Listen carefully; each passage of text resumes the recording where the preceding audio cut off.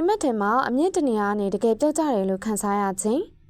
တညမှာမင်းအိမ်နေရောမင်းဟာတောင်တန်းမြင့်မော်တစ်ခုမှရက်နေရင်အားသိစရာတာရတဲ့မြင်ကွင်းတစ်ခုနောက်တစ်ချက်မှာတော့မင်းကခန်းစားရတယ်ခန္ဓာကိုယ်အလေးထဲမှာလွတ်ကျသွားရင်အောက်ထဲသို့ပြုတ်ကျနေရင်တစ်ချက်တည်းနဲ့မင်းကတုတ်ကျသွားရင်မင်းတောင်မော်ကတကယ်ပြုတ်ကျသွားတယ်လို့ခန်းစားရတာဘယ်လိုဖြစ်တာလဲဒါကုံ happening ကြောလို့ခေါ်ရင်အင်္ဂါတဲ့အချိန်မှာခန္ဓာကိုယ်ကတစ်ချက်တည်းပြတ်တောက်သွားရင်လှုပ်ရှားမှုတချို့က sleep star လို့လည်းခေါ်ရင်ဒါကမစတင်ခင်ဒီလိုဘိုးတူတရရဲ့အကြောင်းအရာတွေအတွက်ကျမတို့ရဲ့ YouTube channel လေးကို like and subscribe လေးလုပ်ခဲ့ပေးပါအောင်နော်။သူတေသနာအရလူတော်တော်များများဟာဒီအရာကိုအနည်းဆုံးတစ်ချိန်မကဖြစ်ပေါ်ကြပါတယ်။တရားလောက်ကဒီခန်းဆောင်မှုကိုအိမ်မက်နဲ့တွဲဖက်ပြီးအမြင့်ကပြုတ်ကျနေတဲ့ဆွဲဇက်ကြောင်းတစ်ခုဖန်တီးသွားရင်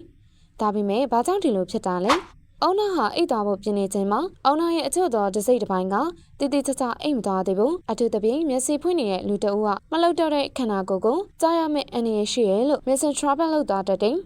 တနည်းအားဖြင့်အုံနောက်ကမင်းကိုကဲဖို့လှုပ်တင်လိုက်တာပဲမင်းလည်းအဲ့ဒါကိုအိမ်မက်ဖြစ်မြင်ပြီးပြုတ်ကျနေရဆိုရင်စက်ကြောင်းနဲ့ပေါင်းပြီးလက်တွေ့လို့ခန်းစားမိရင်တချို့သူတွေတနာပညာရှင်တွေကတော့ဒီ happening ကြောဟာရှေ့အဖိုးဖွားခိကာလာကနေကျင်းလာရဲ့လေးလာဖို့တဲ့မျိုးရိုးဗီဇာတော်ကခန္ဓာကိုယ်နာမကျန်းဖြစ်နိုင်တဲ့အခြေအနေကိုအလိုလျောက်ရှောင်ရှားဖို့တုံ့ပြန်မှုလို့ဆိုလိုပါတယ်စိတ်ဝိညာဉ်အရာကတော့ပြုတ်ကျမယ့်အခိုက်အတန့်မှာခန်းစားရတဲ့အာယုံခန်းစားမှုတွေက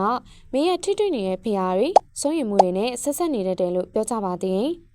အိမ်မက်တွေကပြုတ်ကျခြင်းအောင်မင်းရဲ့တတိထားဖို့လိုတဲ့အရာတစ်ခုတတိမူတစ်ခုဒါမှမဟုတ်ပြဿနာတစ်ခုကိုကိုယ်တိုင်ပြန်မင်းကုန်းထုတ်တဲ့နည်းလမ်းတစ်ခုလည်းဖြစ်နိုင်ပါတယ်။ဒီကောင်းကြောင်းအနေနဲ့ပြောရရင်တော့နောက်တစ်ခါပြုတ်ကျတယ်လို့ခန်းစားရတဲ့အိမ်မက်ကိုမင်းကြွလာပြီးတတိရလာတဲ့အခါမင်းရဲ့ခန္ဓာကိုယ်နဲ့စိတ်ကြောင့်စက်သွယ်မှုအနားမှာတစ်ချက်နားထားကြပါ။တကယ်လို့အိမ်မက်ကမင်းကိုနားလည်ဖို့ပြောနေရဖြင့်နောက်တစ်ညမအိတ်ခင်မင်းစိတ်ထဲလေးကိုတတိရအောင်လေ့လာကြည့်ပါ။အိမ်မက်ဟာခန္ဓာကိုယ်ရဲ့အနားယူခြင်းဆိုပေမယ့်တခါတလေရောစိတ်ရတန်ကိုအကြောင်းအရာပြောနေရင်စိတ်သက်တစ်ခုလည်းဖြစ်နိုင်ပါတယ်။ဒီအကြောင်းအရာနဲ့ပတ်သက်ပြီးတော့လူကြီးမင်းတို့ရဲ့အမြင်ကိုလည်း comment မှာပြောသားခဲ့လို့ရပါတယ်။ကျေးဇူးများတင်ပါတယ်ရှင်။